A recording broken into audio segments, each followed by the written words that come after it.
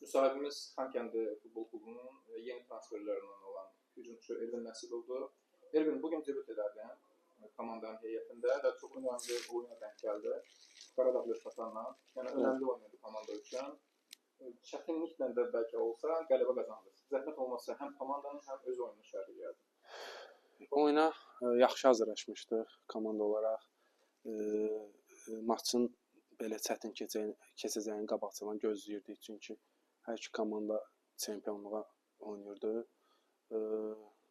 Düzdür, oyuna yaxşı başlamasaq da ikinci tam komanda şəklində yığışa bildik və oyunu çevirməyə bacardıq. Əvəz etmələr baş verəndən sonra sanki Allah şükürlər olsun, məşqçilərimizin əvəz etmələri sözünü dedi. Həm də mən əsas onu qeyd eləmək istəyərdim ki, taymdan sonra komanda şəklində bir-birimizə dəstək olaraq oyunu çıxardacağımıza inanırdıq və şükürlər olsun Allah ki, elə də oldu. Qaradağ Lökbatan komandasına doğrular arzuluyuq. Qələbə qazandığımız üçün çox sevincliyik. İnşallah növbəti oyunlara baxacağıq Allah'ın izniyle. İnşallah onda bir sualımı da verir misin sualımı? Elvin, sən yetərincə təcrübəli futbolçusan və bir çox klublarda da oynamısan. Amma yenə də soruşmaq istəyərdim.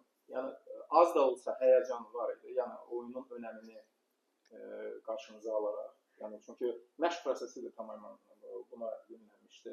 İkinci dövrə düzdür. Hələ bir neçə bundan sonra da 6-7 oyunumuz var. Daha sonra 3-cü mərhələdə olacaqdı 6-lı. Yenə də amma bu oyundan çox şey asılı idi. Yox, həyəcan belə deməzdim. Çünki oyunun mahiyyətini dərk eləyirdik. Yəni cüzi belə həyəcan olsa biz belə deyim də oyunu əldən verə bilərdik. Komandamızda yetərincə təcrübəli futbolçular var. Hər bir ahvada oynamış futbolçular var. Ona görə də düzdür, yenə deyirəm, komanda olaraq oyuna yaxşı başlamasaq da sonradan oyunu çevirməyə bacardıq. Bu da ki, sakit, səbirli, təmkinli oyunumuzla öz sözünü dedi ki, oyunu fırlada bildik, qələbə qazandıq. Yəni də çox sağ ol deyirəm sizə. Oldu. Təşəkkür edirəm Elvin. Sənə də komandana da uğurlar. Təşəkkürlər. Çox